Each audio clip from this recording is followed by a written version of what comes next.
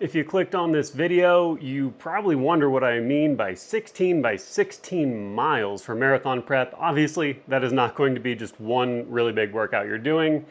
It's a way you can structure your training so that you have plenty of time to get accustomed to an increase in volume as you're preparing for any kind of race. So actually, 16 by 16 is just relevant for me because I'm prepping for a marathon at the end of the year, and I want to have a nice big block of training that I'm not overly pressured on, as opposed to trying to do one gigantic build and spending a ton of time at a really high volume.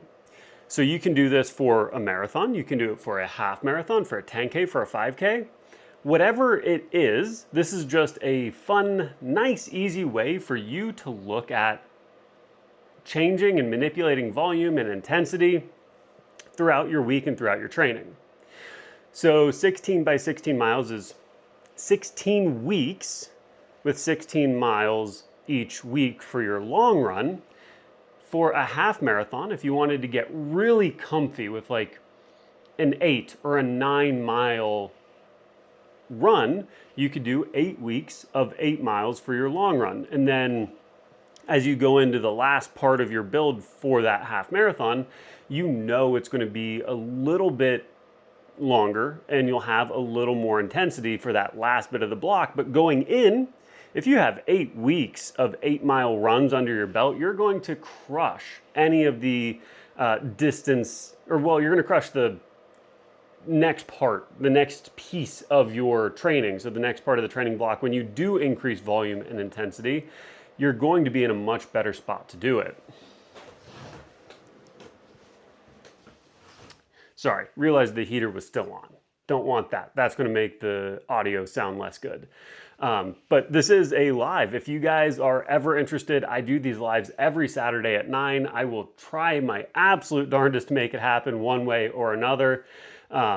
And for those who don't know, my name is Joe. I manage a local running store, have a hat brand that I'm trying to build out that I also have some apparel for, and I review a lot of shoes. So running's a huge part of my life, and I really like taking this time to let people on here take a look at what I'm doing for my training, add any opportunity for you to ask questions, just an opportunity for me to give back to people who are here. So to the half marathon point, if you do 8 weeks at 8 miles for your long run each week, as you go into, I don't know, let's call it a 6-week build towards the real end of the marathon or half marathon training, you're going to be able to really start adding some intensity so you can do some race pace work, or you'll be able to more comfortably add some distance to your runs. 5K, you can do the same thing. If you want to do your very first 5K and you do, I don't know, a handful of weeks. If you did 5 weeks of 2 miles or 2.5 miles, by the time you get to your 5K, you're going to be in a really good spot to be able to complete it. So that's really cool. How I'm using it for my full marathon training is going through and starting easy. So I've done longer runs than 16 miles. I've done a marathon. I'm doing a 50K in 2 weeks. So that's 31 miles with a whole bunch of elevation gain. But coming off of that, I know I'm going to need time to recover. And I'm going to take, so my marathon that I'm training for is at the end of the year. So December 13th, I think it is, which is going to be about 26 weeks from the end of the 50K I'm doing. I'm going to take 1 week without a long run, and then I'm going to start building it in after that. So basically 2 weeks from the end of my 50K is when I'll do my first long run for the marathon build. And that's going to be the start of this 16 by 16. Now, as I do this, I will increase volume gradually, but it's not going to be super overdone. Also, I see some people are starting to pop in. Say hi, let me know what you're doing for your own running. If you have any questions on running, things that you're stuck on or maybe have questions about, I'm super stoked to answer questions as we go. I love building the community side of this. So week one, my 16-mile run is going to be incredibly easy. It's going to be go out, keep heart rate really low, try and leave it feeling really good. I know I have a tendency to, hey, what's going on? What marathon am I doing? I'm doing the Kiowa Island Marathon. So it's in South Carolina. Really cool race. It's one I did last year. Really enjoyed it. Excited to run it quite a bit faster this year. Because I'm going to get to this in a minute, my goal is to run an hour faster than last year. Are you really? That's super sick. I'll have to meet up with you while we're doing it. Last year I was dealing with a ton of cramping and just had a really rough go at the run. So goal is to shave an hour off, go under 3 hours and 22 minutes. Realistically, I think I probably could have done that last year. I think that's where my fitness was. I had just run a 135 half with plenty of gain. So I think I was in better shape than that. But I'm excited this year to squeeze as close to like 3 hours as I can while going at least under 3:22 so we can say we took an hour off a marathon. I think that'd be fun. So actually, let me know, what are you doing, the half or the full? And is it your first, your fifth marathon, half marathon? Let me know. I'm excited to hear what your training is looking like. So my first long run of this 16 by 16 is going to be really easy. And some people are going to say, like, don't you need a down week in there? And yes, of course you need down weeks in running. I am going to keep my long run long. And as I get more accustomed to it, I'm going to work in 4-week blocks. So I'm going to do an easy, a trail, and a workout option, and then a down week. So that'll look like another easy week. My easy run, I get excited just like everybody else out there. So I'm going to do my heart rate monitor for my Coros watch. And if I go above, I don't know, let's call it 160 beats per minute, we say, hey, let's slow this down. And I don't mind being moderately high, like 160 doesn't bother me. My threshold heart rate's like 185 or so, which means like well and truly fine at 160 and below. We're not going to be over stressing anything there. The second week, I'm going to go to the trails. Obviously, living up in the mountains of North Carolina helps me out a ton. Gives me a pretty unfair advantage. I get a lot of elevation gain without trying all that hard. And I want to utilize that. I think having variation where instead of always flat, I can go up, I can go down. My feet aren't on exactly flat surfaces, so we get some good stabilizer, muscles working. And then my total speed will drop, but I can keep volume up. So it's a nice way to change how the body's adapting to a similar but modestly different stimulus. Week 3 of this continuous cycle is going to be a workout. So at the start, it's going to be easy. So warm up, do a couple miles at goal pace, and then finish out the 16 miles. As I get further in, so on my third or fourth time through this 16 by 16 of these 4-week blocks, I'm going to have, by the end, probably 10 plus miles at my goal marathon pace. That's going to get my legs really strong. I will be very accustomed to running 16 miles by that time, having done it 12 times or more by then.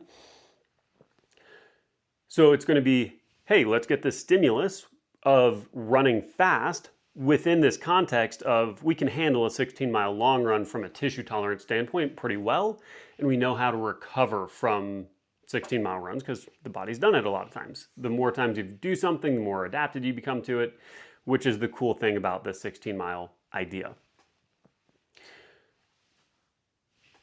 So last one of that is going to be a down week, and I'm going to cut volume throughout the rest of my week, but my 16-mile run is going to stay the same. It's still going to be there. We're still going to get the time on feet from it, which is great because that means we get a lot of good adaptation from it. It says, hey, body, we're going to need you to be able to run 16 miles. Just kind of like that. no matter what. It doesn't have to be fast every time, but we have to be able to do it. So with that said, that'll be an easy run, and that'll be really, really easy.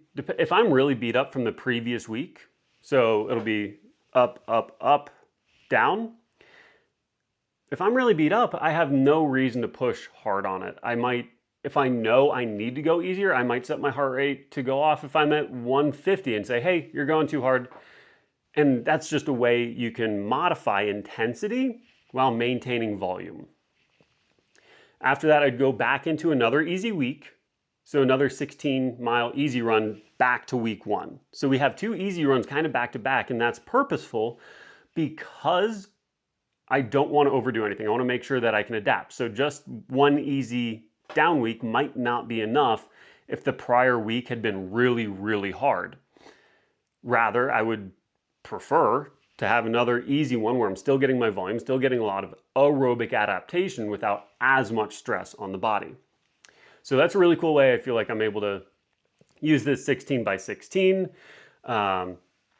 So after that, I've got 26 weeks and I've got 16 weeks that I'm doing 16 miles, but I want 12 weeks before my actual marathon. So I know I've got 26. That means I'm going to do 14 of this really just standard base building, then going into a 12-week block where I'll hit 2 more weeks of 16 to make 16 total weeks.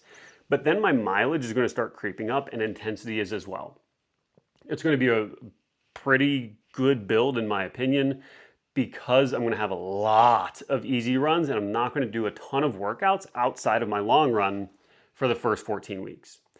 The last 12 weeks of the training block, I will increase volume. So I'll hit 16 for the first 2, but then I'm going to go 17, 18, probably 19, 19, and then a couple at 20 and potentially beyond that so that we're ready come race day without this huge accumulation. Like doing 20 by 20 wouldn't work for me. That's going to be too much volume for too long.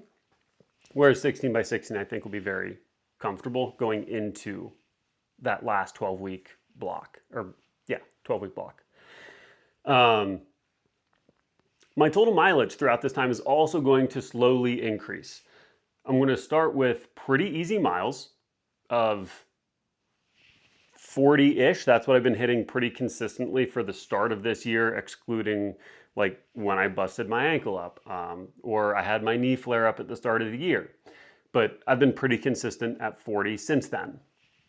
So I'm going to start at 40. So like 40 miles a week for me is now pretty well locked in. I feel comfortable doing that. 16 miles is a relatively long run for me right now. But if the volume isn't going up elsewhere, that means I'm actually going to take some miles off somewhere else in the week to put it onto my long run. Then as I adapt to that long run, so on the second set of 4 weeks, maybe instead of 40, I'm doing 45. Then the 4-week block after that, maybe I'm going 50 miles. So it can be a slow build, and because I'm looking so far out, it's nice that I can slowly build my mileage up without feeling a ton of pressure to execute like really high mileage.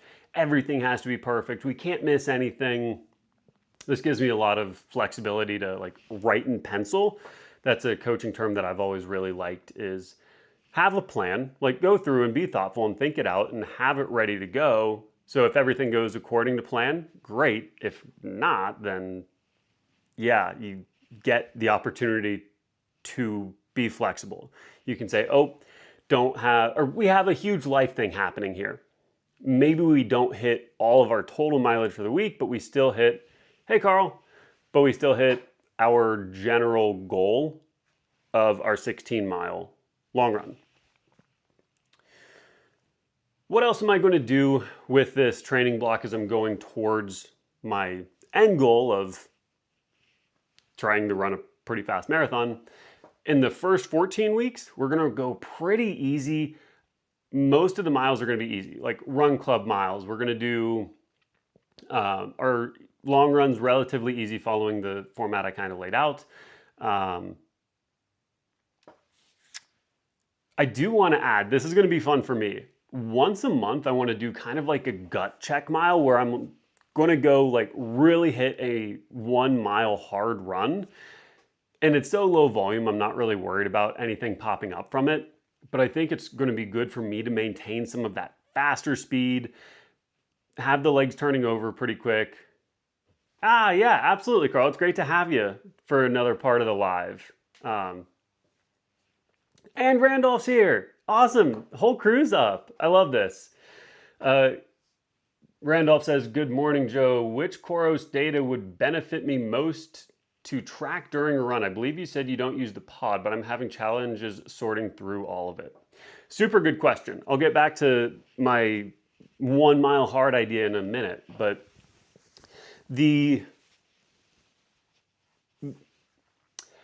Randolph, what I use data-wise is probably pretty minimal compared to a lot of people out there. I like looking at heart rate data. I kind of take a look at the vertical oscillation data. So on just your watch, it'll tell you how much you're popping up or down as you're running. If that number's really, really high, that's something I maybe take into account and say, yeah, maybe it would be good to be a little more level. So obviously when we're running, our goal is to run pretty much straightforward. If you're bouncing up and down a lot, that means you have some like wasted energy. If our goal is to get faster, I think what we can do is say, if we are smooth, and that could be from maybe not heel striking as much. So if you heel strike, your foot goes down, then you have to bend and your hips are going to be a little bit lower. As you come up over your knee and hip, you're going to be lower, and then you're going to pop up, and that's going to give you a little bit of a vertical bounce. That's something I'd maybe look at.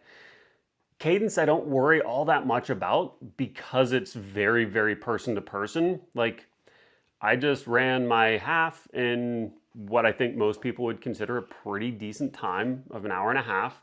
And I think my average cadence was 160 or so. Now I'm taller, I'm 6'2", and of course I'm always trying to be as efficient as I can be. But when I look at the metrics on the watch, you know, I'll go through occasionally and take a look at it. They're generally pretty fine. Ground contact time is about normal.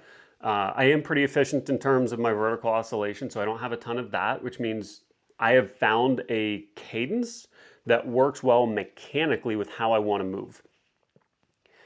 Meaning that I'm not sitting really low on while I'm running. So my hips aren't really low and then having to bounce up to propel me forwards. Rather, I just kind of hit over top of my hip. So if this is my hip and this is the ground, I land pretty much on top and then just kind of push forwards, as opposed to having a braking force, lowering and springing forwards. What data are you interested in the most, Randolph? Maybe I can like talk to some points that you've got or questions that you might have for that. I don't know. Let me know. I'm actually going to grab a sip of coffee here so you can have a second to type it out. It's nice to have people back in the chat again. I had a couple of weeks where we didn't have as many folks, and this is really nice to have. Way easier to talk to you guys and just give some generally good advice, I think, as we go. Also, did you have a long run this morning, Randolph? And Carl, actually. I know you're more on the swimming train right now, Carl, but super curious what you guys were up to. Did you get anything in this morning already? I'll give you guys a second to type, but to the 1 mile hard idea, I'm just trying to give myself the opportunity to maintain some speed. So I know if I want to run really fast for a marathon, it's going to be easier to do that if I have some pretty good max speed still. 1 mile a week and going at some pretty nice intensity is going to get my legs turning over faster. So when I'm running, hopefully under 5-minute pace for a mile, my cadence will increase, at least to some degree, probably 165-ish. I don't usually get much over that until I'm running near 4-minute mile pace. Not that I can run a mile in that pace, just to say, like, as I go faster, my cadence does increase. So yeah, 1 mile a week I think is going to be plenty, or 1 mile hard per month will be plenty low in terms of adding intensity kind of out of nowhere, while still being able to like do most of my running really easy. Like I'll do a couple of easy mile warm up, I'll do my 1 mile really fast, and then I'll do a cool down, and then I still get my normal day of running. The intensity won't be crazy high, and that will fit in nicely probably on my 3rd week of that block. So week 1 easy, week 2 doing some hills with the long run, and then week 3 doing some intensity. That's probably where I'm going to plop this hard mile, and it's where I'm going to do my hardest version of the 16 by 16 in this block. So that's kind of how I'm looking at that 1 mile. I think it'll be just really fun to add in as well. If you have any ideas of fun ways I can create something around that, I'd be totally down to see if I like record once a month and then add them all together at the end for one video to see like a before to after, or anything else that's interesting. Carl was on the bike this morning, got a run tomorrow. Let's go, that's exciting.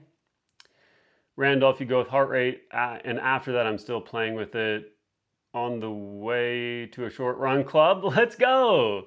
That's exciting. Good luck with the 10K. I hope it all goes really well. I know you've been pretty on top of your running, at least from what I see here. So that's super exciting. I love to see the consistency, and it's fun to go put it out there at a 10K. I wish I had a 10K that kind of fit in. I'm going to do some easy races later in the year. We sponsor, the running store sponsors a 5K series, and I want to do them. I wish they had a 10K that I could give like a pretty good effort, because I would just like to kind of check the box on a sub 40-minute 10K. I think I'd be pretty close to that right now, especially coming off of that half. I think we'd be pretty close for the 10K, but I haven't done it yet, and I would like to, and I think doing it in a race would be really fun. Yeah, Carl, the calf injuries are no fun. 3 weeks to race day. Dealing with injuries and coming up on races is such a hard thing to manage, because you want to get your volume, and it sounds like you're doing all the right stuff. You're getting that aerobic base really high while letting the calf have time to heal. But it's like, I want to go do the run because that's what's exciting, and that's the thing I'm going to go be racing. So hopefully it just keeps rehabbing while it's nice that you have a physio as a wife who can help take care of you. Think it'd be cool to bring them all together in a video. I think that'd be fun. Randolph, that'd be really cool. Or well, not would be really cool, is really cool. I love a deload week. When you feel sharp, you feel good and poppy and ready to go run fast. Like, oh, hey, I have been working hard. That's why I'm tired. And then you deload and it's like, oh, whoa, I'm like kind of filled with energy. This is great. Any particular time goals or anything you're particularly excited about, Randolph, for the 10K? Anything you're trying to do, or is this a like go have fun, hang out with some friends kind of run?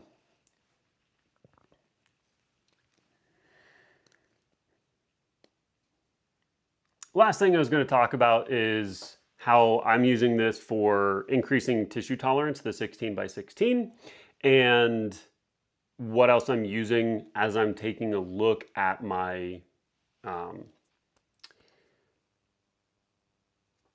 the last 12 weeks of the program. So increasing tissue tolerance is huge. Having your body strong enough where you can just handle volume is really, really important, because volume is going to be a huge indicator of how well you're going to be able to perform come race day.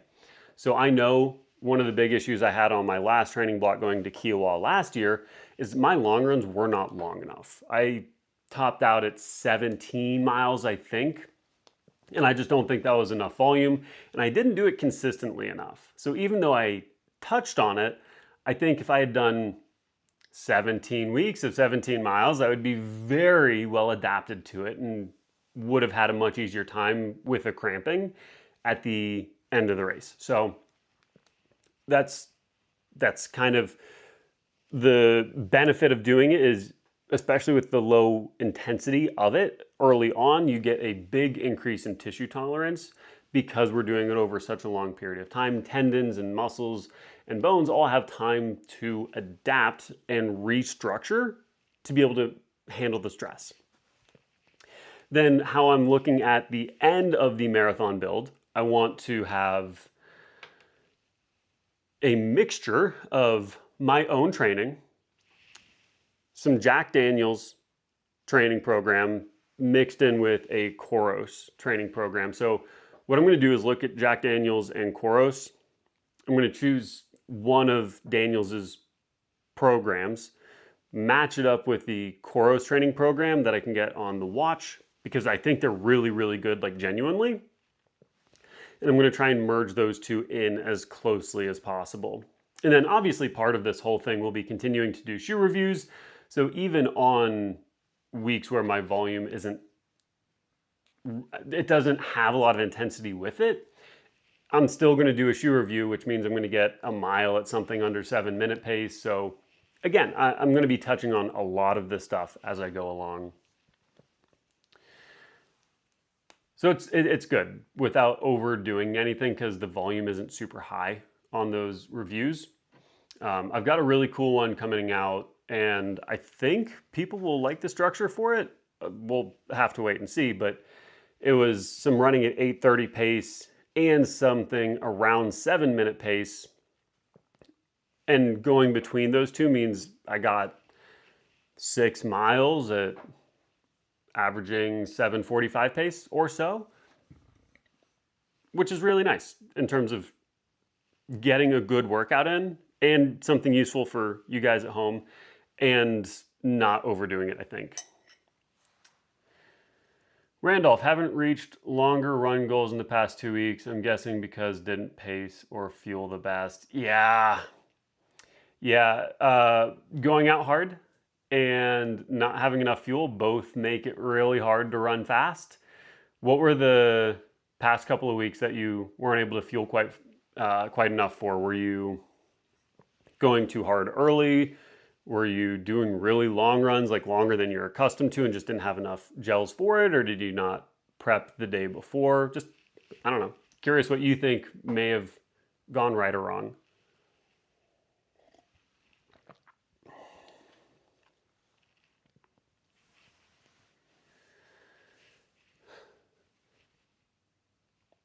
I think that covered pretty much everything I had on here. I always go through and try and like write out what I'm going to be talking about, so I have at least some amount of structure when I'm talking to you guys. I think it's helpful to keep me on track, but I think we went through all this. Oh, one other thing that I wrote down that I thought was kind of cool is the benefit of doing a program like 16 by 16 is you're removing one of the variables. So you can increase duration, intensity, rest periods, and I'm missing one. At any rate, you are removing the volume or duration from one of the things. So for your weekly totals, like if you're hitting your 16, you know that you're just kind of locked in on that. That's not a variable you have to play with. In terms of like what I'm doing, the more hilly trail run that I'm going to do on the second week, that's going to have a different effect than running on flat ground really easily. But both of them are going to be 16 miles, so modifying the intensity is fine. The rest periods will also be the same because it's going to be a week apart. But density, there it is. Density is how much volume you're doing in a given period of time. If these 16s were smushed really close together, like week 1, it was at the end, and week 2, it was at the beginning, and I did two 16-mile runs back to back, but technically separated 1 week apart, the likelihood of injury for that would be much higher than having it 1 week spaced out at a time. So that's cool. And then intensity, obviously a variable you can play with. So week 3, where I have it as a long run workout, it's going to be different than week 1. But again, volume's locked in. So of the variables, we're just kind of locking one down so that there are less moving parts as we're looking at the rest of the week. But yeah, I see there are other viewers other than Carl and Randolph. If you guys have any running questions or thoughts, I would love to chat about them. Got an update on the hats. We are 2 weeks away from the hats being completed, and then we just have shipping time, so we're talking less than 2 months until they are landed. If you want to hop on the wait list, I will shoot something out as I know they're about to land so people can get really early access to them. I also got some new long sleeves. Do I have any in here right now? I don't know that I do. I got some black versions of a long sleeve shirt of the brand. So we got the, it would be black. This was a one-off. They didn't have very many of this color, but I liked it, so I wanted it. You got the logo on the front. You got the reflective logo on the back. Really soft shirt, kind of rabbit-esque. And then we have a cool little Ontos guy down here. But yeah, that'll be on the website pretty soon for the long sleeve tees. The tanks are super, super good. I wish I had one of them up here. We have the Ontos running tanks now. As good as any singlet I've ever had for like track uniforms. I've been very, very happy with it, especially as it started to get warmer up here. I'm gonna get the last bit of my coffee in the cup. Oh, that was less than I thought. I don't know if you guys have ever done that. Go to pour more coffee and realize there's not quite as much as you think. Tough. But yeah, if anybody else is in the chat, say hi. I know there are folks in there. It tells me. I know there are 2 more of you guys.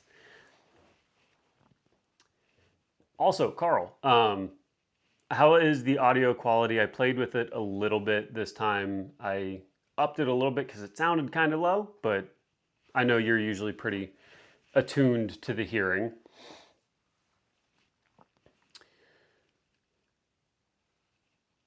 And I'll give it a handful of minutes, but if there's not a lot else going on, if nobody does want to say hi in the chat, I can leave it for a bit and come back next week.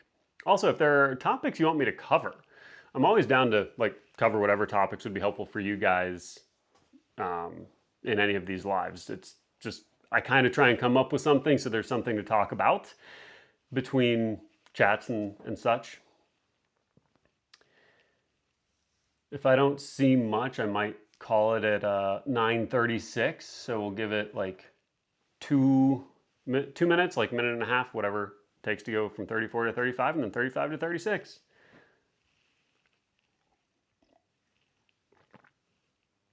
I feel like I should get a poster for right here. I think that would look good. Just something in the background.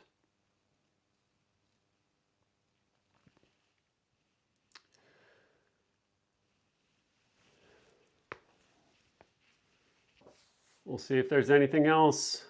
Give it just 30 seconds or so here.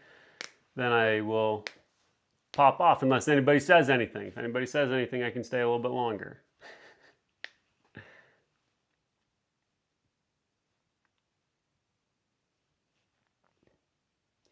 It'd be cool to have an Ontos poster. Yeah, I think Ashley could make one pretty easily.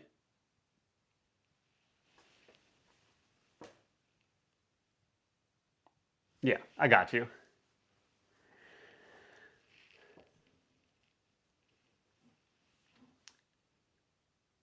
All right, well, seems like, oh, Carl, is the audio pretty dialed in here? If so, I'm gonna leave all the settings the same for next week. I just don't want it to be clipping.